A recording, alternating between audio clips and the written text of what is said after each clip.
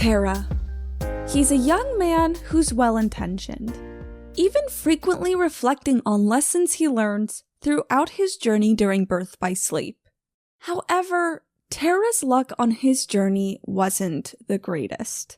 Save for a couple worlds, most of Terra's interactions on Disney worlds were with their individual antagonists. Maleficent, Hades, Captain Hook.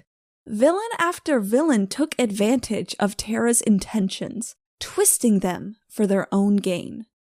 Maleficent had the worst effect on Terra when it comes to the Disney villains. She influenced the darkness within Terra, forcing him to take Aurora's heart with his Keyblade. However, we'll cover in our Disney characters episode that the one held responsible for this act should not be Terra.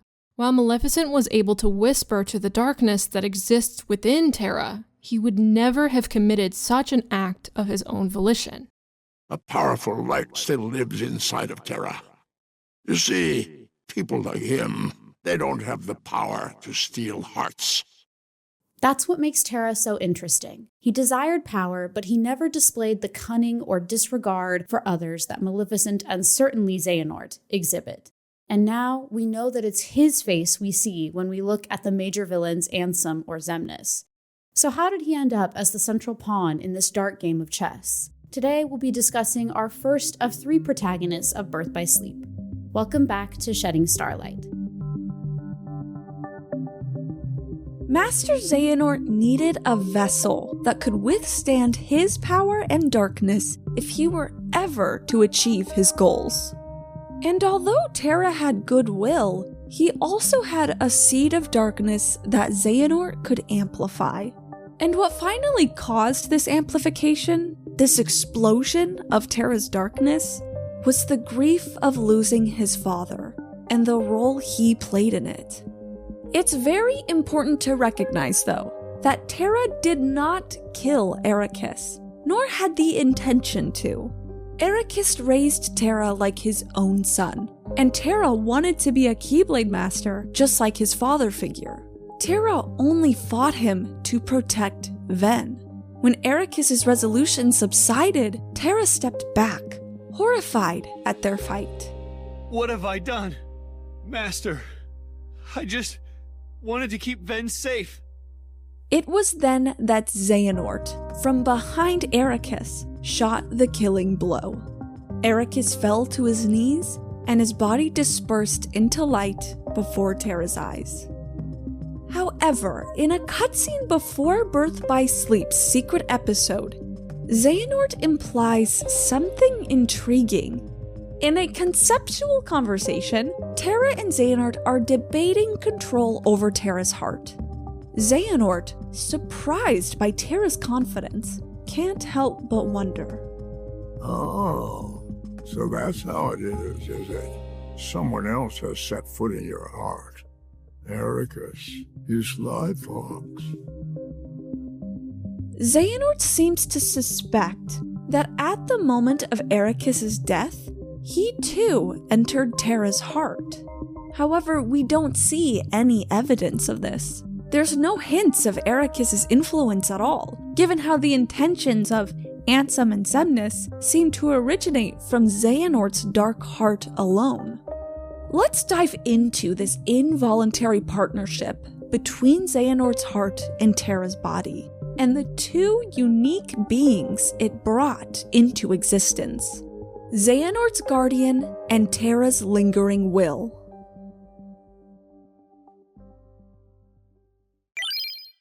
Some assume the Guardian was born when Terra used Xehanort's Keyblade on himself, but the Guardian was already summoned before this during his boss fight against Aqua. It's been well established now that when a heart is removed from its body, a pureblood Heartless is born from the heart. Because of this, one could also reasonably assume that the Guardian is Master Xehanort's Heartless from when he left his body to possess Terra. However, Tetsuya Nomura, Kingdom Hearts head story writer, denied the Guardian being a Heartless in an interview from 2010, which will be linked below. There aren't any spoilers beyond Birth by Sleep in it. And the Guardian is never called a Heartless in any Kingdom Hearts game, even the first one, when the term Heartless is so often used. But following established logic, this being of darkness fits the bill pretty well. But perhaps this makes Xehanort and his heart all the more mysterious. This, along with years later, Ansem the Seeker of Darkness only being a heart before possessing Riku, makes twice that Xehanort should have created a Heartless, yet didn't. Xehanort's heart is still never consumed by darkness, a show of strength and will. But Xehanort met his match. It's time we return to Terra and showcase his will, his lingering will. When Xehanort releases his heart to take possession of Terra, Terra at the last second activates his Keyblade armor to protect himself. But to no avail. The plates of armor fall at the feet of him, now possessed. And when Terra Xehanort walks away, the armor comes together again by sheer force of will and fights to take back the body it failed to protect. Your body submits, your heart succumbs. So why does your mind resist? When a heart leaves a body, the soul may remain with the body, and the two take on a life of their own, a nobody, and some nobodies retain memories of their previous life. Many fans conclude that the lingering will is something similar. While it's not Terra's body, it still retained enough of Terra, whether you want to call it his soul, mind, or memories, to act on his behalf. So in this sense, a being is created from Terra's will, but isn't a nobody, and Xehanort spawns a dark creature that supposedly isn't a Heartless. Both these instances are a testament to Terra and Xehanort's strength and determination. No wonder Xehanort chose Terra as his vessel.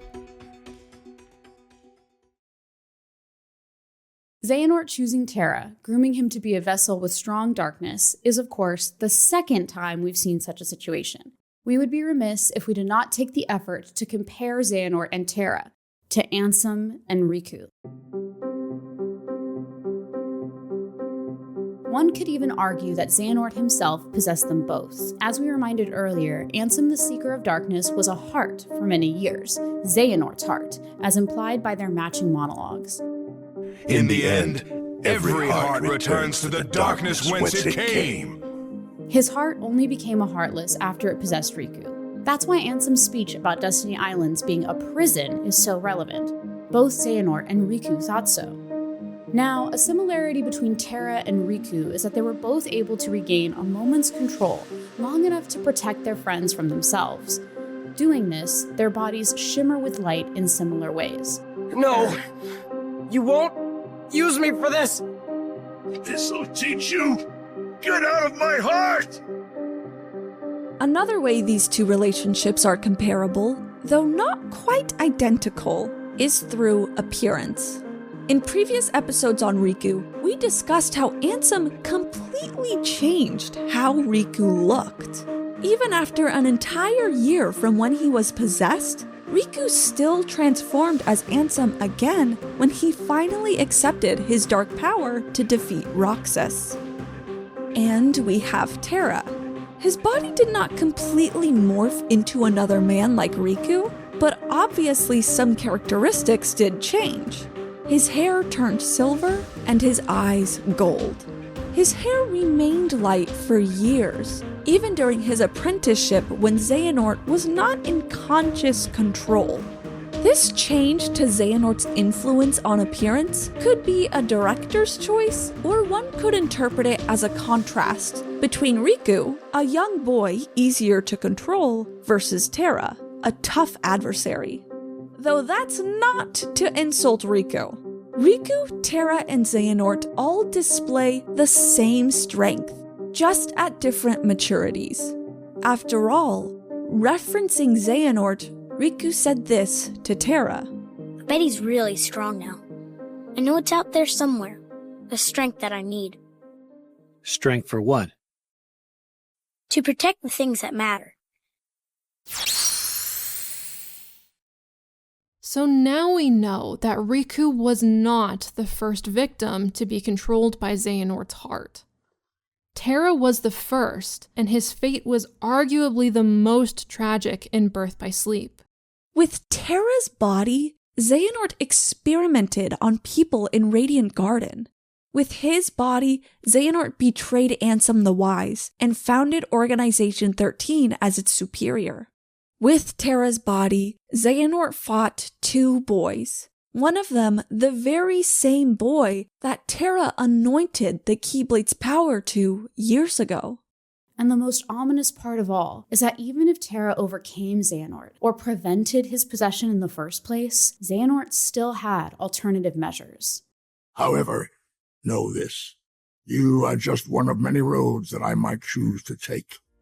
Trust me, I made certain of that.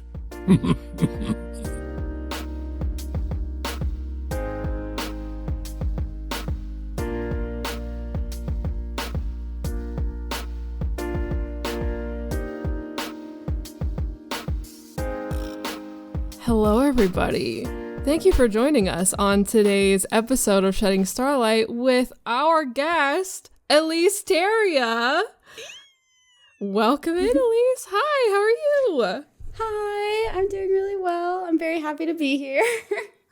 We're so happy to have you.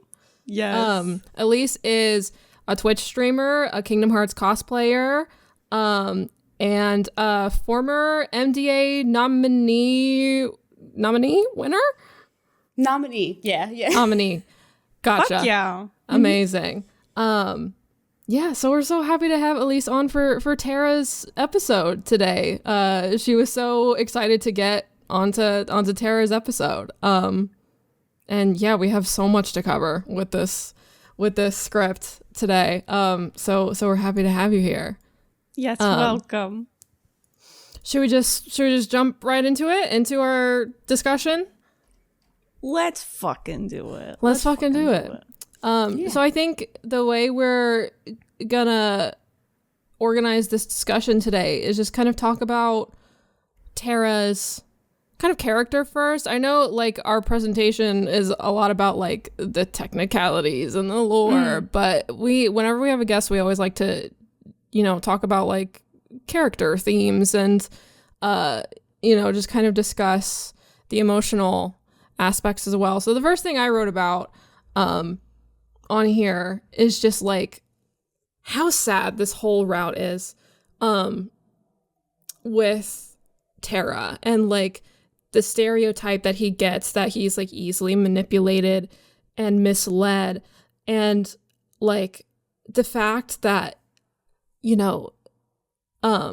I know we got a few comments about this. People, were a little upset about Terra having this easily manipulatable personality, but Xehanort is a billion years old and he's playing 4D chess, and he knows exactly what to say to get to the darkness in Terra's heart. Like the line that I wrote down specifically was that Aqua and Ven shine too brightly that they cast shadows on his heart. And it's like, oh my God, don't talk about them like that. Don't blame them for this darkness happening. It's very tragic. Yeah. It reminds me of the quote or the phrase, the road to heaven is paved, or the road to hell is paved with good intentions. Yeah. But it feels like in this situation, it's not even Terra paving the road. It's Xehanort telling him, this is the way to goodness. Follow me. Yeah, for sure. I was going to say, I feel like a lot of people, they think that Terra is easily manipulated and they think he's dumb, partially because I think it's hard if you're a person playing through these games and you've experienced these Disney movies or Disney characters and you're aware that these characters are villains. You already know what they're like. I think it's hard for people to separate, like, I know that this character is evil. How come he doesn't see it? He doesn't have that bias already. He doesn't know any of the information that you as the player know already. Yeah. So I think it's not so much that he is completely easy to manipulate or dumb, but just he doesn't have those preconceived notions about those characters. Yeah, absolutely. And I think that same comment that I was talking about pointed out that like Aqua and Ven do the same thing too. They just kind of show up to the world and trust the first person they see, which is just crazy. And like, I have to be a hater for just a second. I really believe a lot of this dumb stereotype stems from the voice actor's bad performance of Terra. He sounds so empty-headed. It's insane. Like, it's distracting for me, at least, how bad this performance is, which I hate that. I really, I get sad about how, man, I wish I was a little more attached to Terra. I feel like if there was a different voice actor, or this voice actor, was either directed a little differently or, I don't know, tried a little harder. I don't know what went down in the booth. I'm not gonna, say anything too much, but I really think it stems from that a little. Yeah, his actor is so interesting to me because he'll have a super flat line like, you'll find out someday, I'm sure. But then at the end of the game, when he's like, was my father not enough for you? Yeah. Like, that's such a good delivery. Yeah. So it's like, what's going on? Yeah, where was that energy on? The whole time? Yeah. I think of the scene where I think it's like Ven thinking about him. And at least in the final mix version, it just cuts to like a still image of him smiling, and he's like, being a Keyblade master is what I wanted to be my whole life, or whatever. It's so silly. Oh my god. I knew that was coming, and your impression still made me laugh. I think for me, one of the biggest things in my Birth by Sleep playthrough, when I played through it for the first time, I have experienced Final Fantasy beforehand. And Crisis Core is one of my favorite Final Fantasy games. And Zack Fair is my favorite Final Fantasy character. And I didn't know he was in Birth by Sleep. So when he appeared, I freaked out. Yeah, when he showed up, I freaked out. And I really do love the parallels between the two. One, like within BBS, already discussed. But I love their parallels beyond it. So these are slight spoilers for Crisis Core. I won't give away too much of the plot in case people want to play it. But both characters do have to fight their father figures in their respective games. And I feel like both of them deal with a lot of self-doubt. Like Zack Fair specifically struggles a lot with whether or not he's become the hero he's always wanted to be, especially as he learns more about Shinra and Soldier and everything that they do within his respective game. But it feels very similar to the struggles that Terra has regarding like the darkness inside him. I think they're both manipulated by these figures, Xehanort, and then for Zack, it's like Shinra and Soldier specifically. And it's just very interesting to go into Birth by Sleep, experience Terra's route, and then see Zack and just know that they go through very similar things. You're making me want to play Crisis Core. Everybody should. It's really good. It's really fun. Yeah, it's a very good game. And Zack Fair is just a very interesting character because he is such a very like positive, almost like golden retriever type character, which is different than Terra to me. Like personality wise, they're very different, but they just go through so much of the same struggles. That I really loved, like experiencing Terra's route because of that. It felt like I was going through a very similar story, and I feel for them both. I just want them both to be happy. Yeah. Yeah. It's so sad with Terra too, because it's like, you know, he was protecting Ven when he had to fight Ericus, you know? Like that's not anything inherently evil. Like Ericus was the one that was literally gonna kill Ven, and it's like, holy shit. Like, that is the crazy part, is that Terra's darkness that would fucking exploded from him at the end of the game, it wasn't even like out of that desire for power that Ericus mentioned. It was out of grief and frustration with Xehanort and the damage he caused. Damn. Oh, fuck that man. But speaking of Xehanort, I really wanted to point out like the Xehanort Terra Riku triangle that is introduced in this game, with the old man, the young man, and the child. And they all have like so many similarities, like naturally. They're all very inquisitive. They're naturally drawn to each other. Like eventually, you know, obviously not in this game, but with Riku in Chain of Memories and Days and everything, we're kind of seeing Riku ultimately overcome what Xehanort and Terra couldn't, you know, seeing the power that the darkness gives them. And then, you know, Riku is where we're at in the story, like paving a new path and seeing like how both the light and the darkness can coexist. So yeah, it's just like break the generational trauma cycle with Riku. Just Terra haunting this narrative going forward while Riku kind of grows up is just so haunting. I remember when playing Birth by Sleep for the first time, I realized that, like, you know, since Riku takes the form of Ansem the Seeker of Darkness in Kingdom Hearts 2, he's technically like taken on Terra's form in crazy a weird way, which is so interesting. They're all connected, these three, which is so cool. And that, I won't get to it yet, but that does make me itch to get to the last point I have, if we have time, about Terra seeing Xehanort within Riku on Destiny Islands. Yeah. Oh my god. Which we will get to. And then my last point here is just, I wrote down the quote that's at the end of Terra's story where he just says, "One day I will set this right." And I wrote, "Cry forever and ever and ever, cry forever."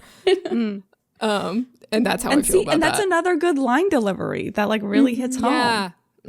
For sure. Damn. Terra's such a good character. I want to replay Birth by Sleep now. No. I wish his voice actor did a better job. I'm sorry. I'm being a hater, but I need to say it. The light is their hearts, and it's shining down on us like a lantern. Oh, Terra. When so when we do this podcast, I often I try to find files of like ripped dialogue. And so sometimes I'll Google like Kingdom Hearts dialogue, Kingdom Hearts script, Kingdom Hearts voices, or whatever. And when trying to find it for Birth by Sleep, there were so many Reddit and forum posts about that opening scene of Terra, Aqua, and Ventus like talking in the night under the stars. And like so many of them absolutely hated it because the dialogue was weird and the voice acting was weird and the laughing was forced. But just get through it. Just get through that scene because the rest is poetry. It really is. Yeah, it's a really beautiful game. Okay, so moving on to... So it's just so funny to me how Hannah and Elise, you guys are both really good at like pointing out the emotional parts of a story. And all of mine are like, okay, and about this weird logical detail. Like, well, that's what this podcast is about, ultimately, is going through the stupid weird details of this series. So that you're doing it right. And you need to balance. That's what we're here for. You need to balance the logical with the emotional. So true. So true. And that's why we love having guests. That is why we love having guests. Okay, so the first little weird detail thing that I didn't realize, it's so funny because like I have played Birth by Sleep, but obviously I do not pay that good of attention because I didn't realize that when you are playing as the Lingering Will fighting Terra Xehanort or Terra Nort, that Terra Nort still uses the Keyblade cannon that the Lingering Will can do in Kingdom Hearts 2 Final Mix. You're so right. Yeah. Even though the Lingering Will is fighting with that Keyblade. So they probably didn't think that hard about it, but it almost feels like there's two different, sorry, hit my microphone. It almost feels like there's two different Terra Keyblades, but I don't think there is. There's never any other instance of it. So I guess there's just that one move, but so I just weird. think that's funny and weird that they did. Cool for people who fought the Lingering Will, but still weird. I think last episode we talked about where the fuck do Keyblades come from, so that just kind of adds to that conversation. I don't know what it adds to that conversation, because it is weird that Keyblades can transform, and that Sora clearly has not fucking been learned that ability yet. You know? Yeah. In fact, I want to talk more about Keyblade transformations in a future episode when we talk about a couple bosses you can fight in the Mirage Arena, because Xehanort's Keyblade can also do Keyblade transformations in that boss. So that's something I think is really interesting, but we'll get to that, in the future. But yeah, that's so interesting. Another thing I found out literally while writing the script, this goes to show you guys that literally nobody is ever 100% right about anything. Because when writing the script, which I was looking up what Nomura had to say about Terra having visions, but in researching that, I discovered that Nomura clarified that the Guardian is not a heartless. And when I read that, I was like, what the fuck? What the fuck do you mean? What? I had no idea he said that. Which, it doesn't really change anything in the story, I don't think. It's not like there's huge major implications. But if you're wondering why I wrote this script to be like, the Guardian isn't a heartless, what is it? That confused me just as much as it confused you if you're listening. So in my head, it's always been a pureblood heartless, and I don't really think it changes anything. But if anything, it does kind of answer a couple things. So when you are Aqua and you're fighting Terra Xehanort, the little objective doesn't say defeat Xehanort and the Heartless and the Guardian or whatever. It just describes it as his shadowy other, which is such a weird, and I think I chopped that up to chalked that up. Chalked, yeah. I don't know. Whatever the expression is, to the fact that the word heartless has not been invented yet, because Apprentice Xehanort coins that term. Right. So that's what I just always assumed that it was. But then I read that interview from 2010 where Nomura's like, it's not a heartless. Just by the way, what the fuck? Wild. Love when he's just saying shit. That he really does just fucking say shit. Drives that me has crazy. Major implications. I mean, Guardian fucking looks like a heartless. That's it literally looks like Darkseid. What the fuck do you mean it's not a fucking heartless? I'm gonna beat you with a bat. No, I'm not. I don't support violence, but I will hit you with a newspaper. I think of something interesting. I don't think it's related to it at all, but I think it's very interesting that it is referred to as a shadowy other, because I'm trying to think of the only other circumstance that I can remember off the top of my head where someone is referred to as an other, and all I can think of is the Roxas fight in Kingdom Hearts 2 at the end, where he says you make a good other, and I'm just that's just an interesting description to use. Yeah, and you pointing that out reminds me of when Xemnas is inserting this is in Kingdom Hearts 2, if you're listening. I have to remember that not everybody knows exactly what scene I'm talking about. I still have to clarify. But in Kingdom Hearts 2, Xemnas inserts a CD in the Hollow Bastion or Radiant Garden laboratory, and then he inputs a password and a username, and the username is another. So that what you said, Elise, reminded me of that as well. Ugh. So weird. A lot of weird alter ego, shadowy other things going on. Yeah. I also wanted to point out that in Kingdom Hearts 2, when Riku kind of submits to the darkness and accepts the power and transforms as Ansem, he then can summon the Guardian. He summons the Guardian to kind of finish Roxas and defeat him and end the fight. And I think, again, that kind of connects Riku with Terra and Xehanort and how they're just this triangle that's ever connecting. These boys, these traumatized boys. These boys. Crazy.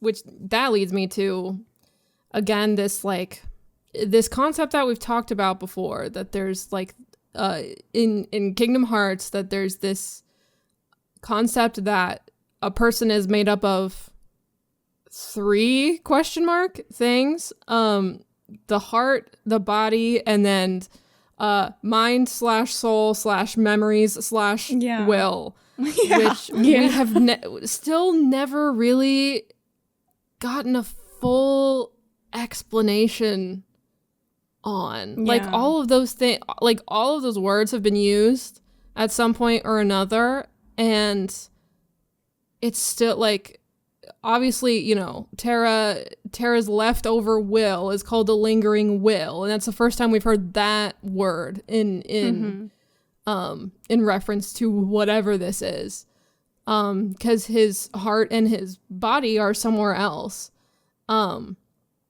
So it's just what is it? And I don't know, Mel, what is it? I mean, even with current games that are all out, we don't really dive into what this third aspect is, at least not to the degree of heart and body. Because with heart and body, you have enemies based on them. And we don't have any enemies based on the soul or one's mind. And so, you could make the debate that nobody's are the body and the will. And sometimes the memory, if you're a greater nobody in the organization. Yeah. Mm-hmm. But even then, it's still so vague that there are theories about it with current, modern, recent games, where someone's is this what a soul looks like? But it's not in dialogue. It's not in any report that is spelled out and defined what it is. So, but in a way, I think there's fun in that, because that means you get to speculate and play around and imagine. Yeah. I would love to meet a doctor in this universe. I wouldn't. It would be fucking Ansem the Secret of Darkness or something. I'll pass. That's so right. I'll pass. That's so true. Yeah. Ugh. And that kind of reminds me of how whatever that is, that mind, that soul, that will, seems to have attached itself to Terra's armor. Yeah. And I want to remind people that something similar might be happening with Aqua's armor, because I think it's a good time to remind people that Xemnas in the Chamber of Repose, we talk about it with Kingdom Hearts 2, Xemnas is trying to communicate with Aqua's armor. And so he's we don't know if it's talking back, because I don't think Xigbar mentions hearing another voice. He's just talking about how Xemnas keeps talking to himself. And so, the weird thing about the lingering will is that it also does not have a voice. It just makes weird metallic noises. Yeah. And then we see the subtitles. Yeah. So I almost wonder if Aqua's armor also makes little weird robotic metallic groans, and Xemnas is I see. What? I want to sound design that. You gave me a fun challenge to try to do, Mel. That's fun. Yeah. Oh my God. Seeing, just when you bring up that scene and just thinking of Aqua's broken armor on the floor, it's oh God. So sad. I know. That's the thing about Kingdom Hearts that sometimes I forget, and I don't know why I forget. But there are so many titles that just end in tragedy. Yeah. Where it's like, no, like, we're playing the happy, beautiful, dearly beloved music, but you literally just watch like multiple people die. And that's not even like Birth by Sleep isn't even the only game that does it. So, crazy. Yeah. And here I am crawling back. Tears. Yes. Yeah. They have you in tears, and then in the credits, they play like epilogues of like Mickey Mouse walking through his castle, dancing and you're around. Just like, are you kidding me? Like, I can't do this right now.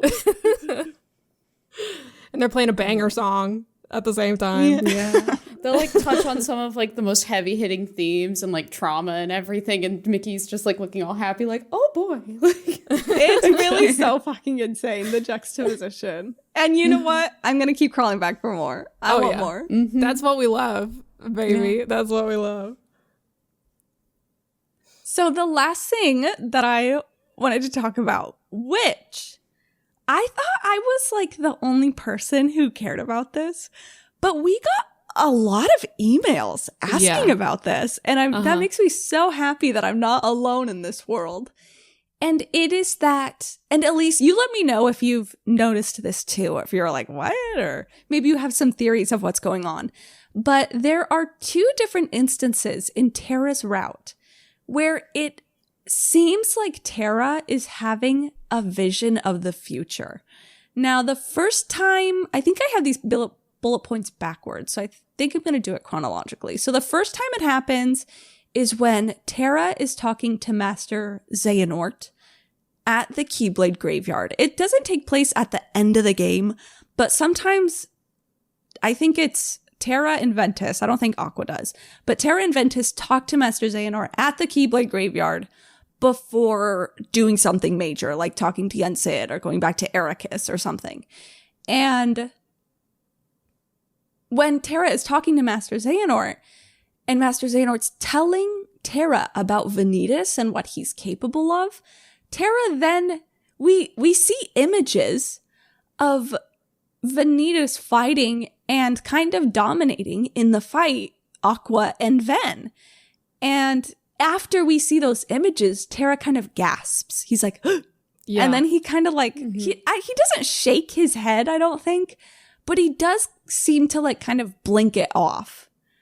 Yeah. And that's the first instance. So the second instance is when Terra is at Destiny Islands, and this one's a major one. Terra's at Destiny Islands talking to Riku, and Riku, as this little boy, turns around, and as he's turning around, we first see what we assume is Xehanort when he's young, because at the beginning of Birth by Sleep, we do see Xehanort as some teenager, and he's like, this world is just too small.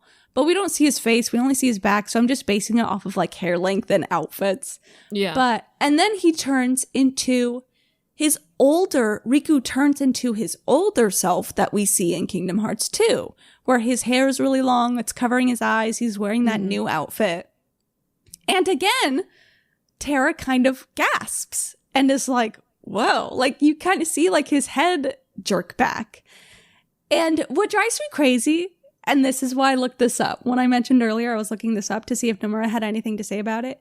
Nomura was like, it was just a director's choice. Like, it doesn't mean anything. It was just a director's choice. But I think every fan who loves Terra thinks that is fucking lame. Yeah. That's lame.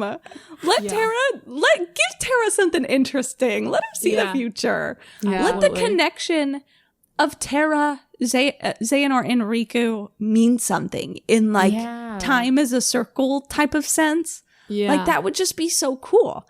And there's another kind of similar instance, that happens in a later game with Sora. It's not really about the future, but Sora sees something that isn't really there. And then you kind of wonder, well, did he really see it or did he not really see it? And then in Kingdom Hearts 3, he talks about it. So it shows that he really saw it. And I'm going to try and be vague, but for the listeners who would know what I'm talking about, I want to say It's at the cathedral, if you know what I'm talking about. So if you like look up Sora Cathedral, what did he see or whatever, like hopefully that gives you a good Google result. I don't know. But it's in dream drop distance, if that helps at all. But either way, that's and Sora seeing that and that being confirmed that he saw it, and Sora gasped and he kind of blinked like what the fuck did I just see? To me, it's like, that's literally what happened to Terra. That's literally what happened to Terra. Yeah. And you want to tell me that it's not real. Yeah, I feel crazy. Especially with, like, the fact that, Terra reacts to what he sees. Like, I want to, like, emphasize so much. Anything you see in a video game, anything you see in a movie, anything you see in a TV show, anything you read in a book, every choice is intentional. Someone had to program Terra doing that. Yeah. Someone, like, I think he even makes a little noise. So the voice actor had to voice act him going, ugh, or whatever, you know? Yeah. Like, it's so intentional. Like, even, like, just looking at the background of a TV set, like, someone had to put that there. Someone chose for the camera to look in that direction. Like, it's always intentional. Sometimes it doesn't feel that way, but, like, everything you see in media when story crafting is so intentional. So I just want to remind people of that, like, the director's choice thing, I think that's dumb too. I think that's dumb. And yeah, like, again, like what you said, like, cement this little triangle that's happening here between these three. It's like, you know, this game is so, like, heavy on, like, the cosmic connections between, you know, Terra, Ven and Aqua, and then Riku, Sora, and Kairi. So lean into it. Yeah. It's cool. The light literally shines so bright from Destiny Islands, it brings Terra to Destiny Islands. And the same thing with Ven and Sora. Like, I don't know why I'm mad about this choice that Nomura chose to brush it off. It's stupid. It feels like it's such a great opportunity to build on the connection between those three characters. So to just write it off as a director's choice, it is a little disappointing.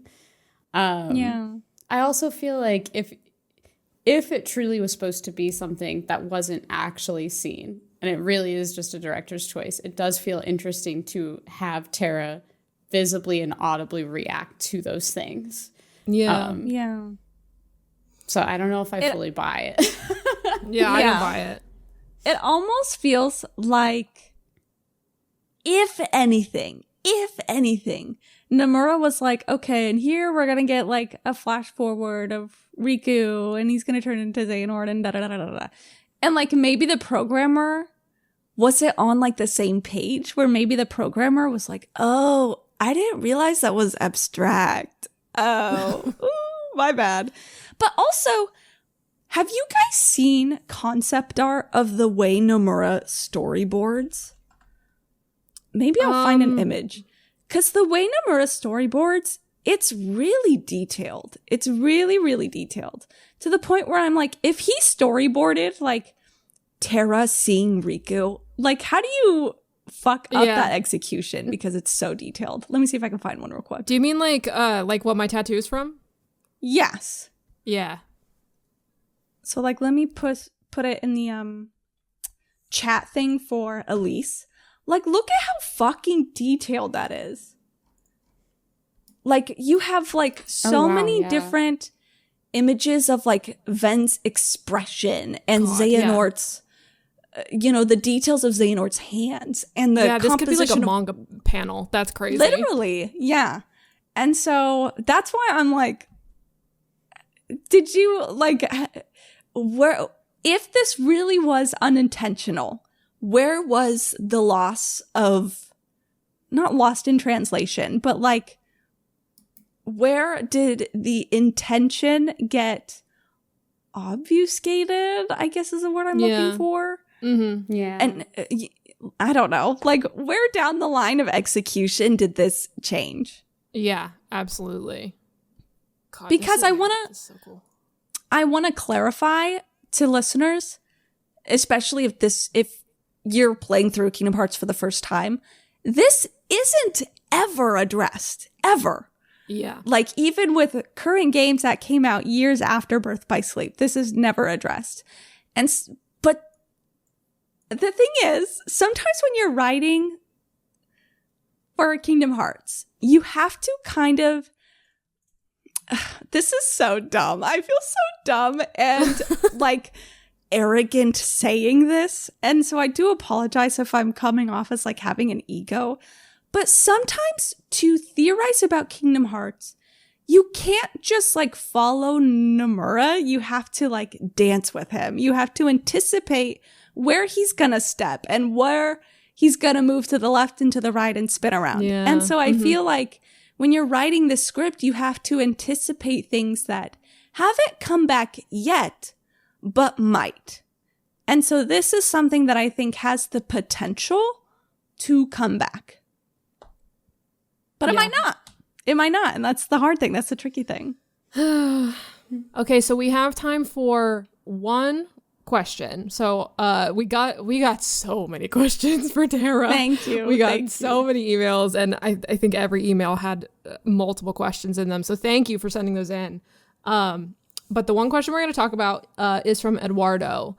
And it is, where did the conversation between Master Xehanort, Terra, and Ericus take place? The one where it's pitch black. Is it canon, or is it like blank points where only parts of it are canon? Elise, what do you think? What do you make of this conversation? I'll be honest. I haven't thought much about it. Like, I haven't theorized much. I'll be honest, I don't remember what conversation this is. Now you're going to have to remind me. Like, I'm like, I feel like I have to like look up the conversation and then I might have more of a thought on it. So it happens in the Birth by Sleep. I can't remember if blank points. Do you guys know what I'm talking about with blank points? When everybody's saying Sora's name, like Sora. That happens in a cutscene called Blank Points. And this kind of happens still in technically Blank Points, but a little bit before that Sora cutscene. And Xehanort, it's very like anime, the way they're talking. Because they're not talking in like a realm that exists. Like, it's kind of like a heart-to-heart abstract kind of conversation. But in this conversation, maybe this will ring a few bells, Hannah, Xehanort is saying things to Terra like, muscle and sinew that once obeyed you now rebels against you. So he's telling Terra about, like, I've possessed you, I have your body, I control it, it does my will. And then he talks about how Xehanort is kind of surprised that Terra's heart still exists at all. Like, it hasn't been crushed or swallowed by the darkness. Terra is still here. And this is also where, which I think it's a good thing that this is the question we addressed, this is also where Master Xehanort is kind of wondering if Ericus found his way in Terra's heart. Where he goes like, oh, someone else has set foot in your heart. Ericus, you sly fox. So I think that's a very interesting implication, especially considering the idea of like, okay, so well, what does that mean for all these other versions of Terra and Xehanort? What does that mean for Ansem the Seeker of Darkness from the first game? What does that mean for Xemnas in the organization? What does that mean when Xehanort is an apprentice at Radiant Garden? You know, if Ericus's heart is also Terra, he's just got a lot going on. He's got Master Xehanort. He might have his own fucking father in him, who's not doing anything. Either way, Ericus sure isn't pulling any of the work. Like, because that's my point. That's my point, is that Xehanort, through all these different games, has been doing such evil deeds. So it's like, how does Xehanort have so much control over Terra? And Ericus doesn't seem to have any influence, is my point.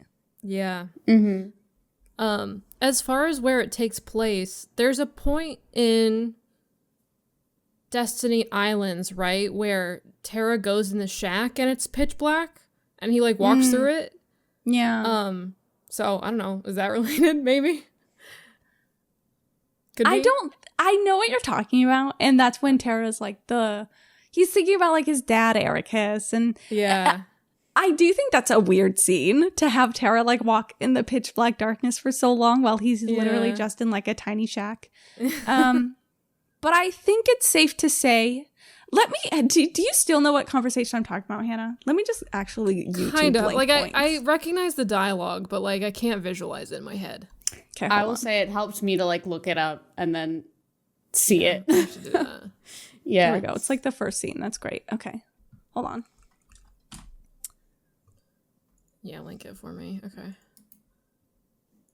And they're like glowing. That's why I said it's really anime, because I forgot that they're kind of glowing. Mm-hmm. Oh, this. Yeah. Yeah. So I feel like it's kind of safe to say that this is like internal dialogue representing the struggle between Xehanort and Terra and who has control. Yeah. For sure. Oh, this is love so that cinematic. scene. The shots in this.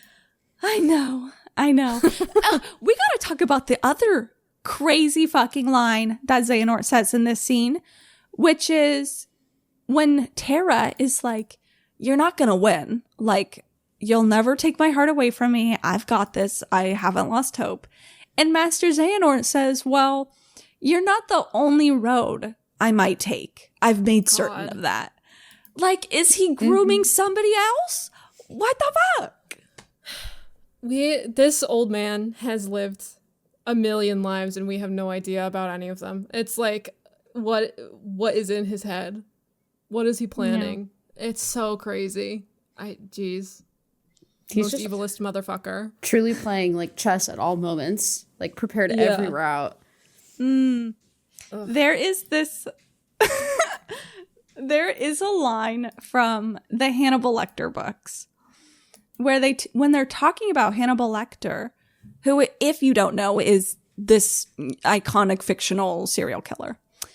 And they talk about how he always has different threads going on.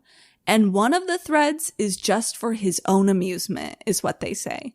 And so that kind of reminds me of Xehanort, where maybe not for Xehanort's own amusement. I think he's too dedicated to a purpose, but he always has a thread that he's weaving. He always has something going on. Every line that he says is for a purpose.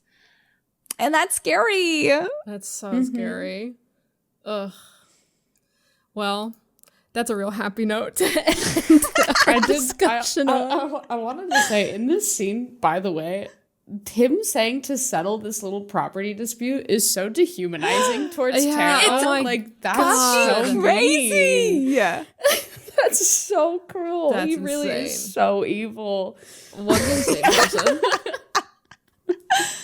Oh my God. Wow. It's really like it that I can think of. Maybe there is another franchise that covers this, maybe even in like Final Fantasy, and I just am not that familiar.